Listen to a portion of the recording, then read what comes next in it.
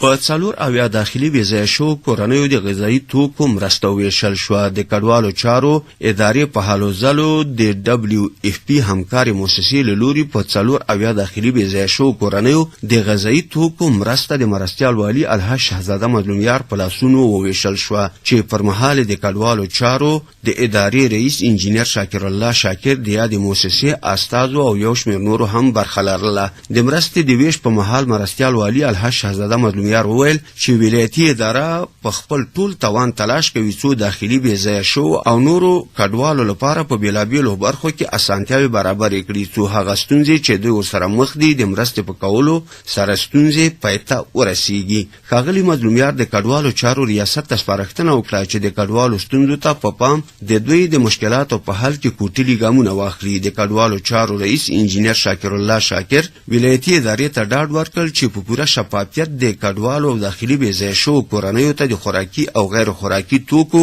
سربیره نقدي مرستې هم برابرې کړي. په ترسره شوې مرسته کې هرې کورنۍ ته اوړه، مالګه او کاکاو شامل ول چې د ولایت مرستیال لخوا پرې وویشل شول.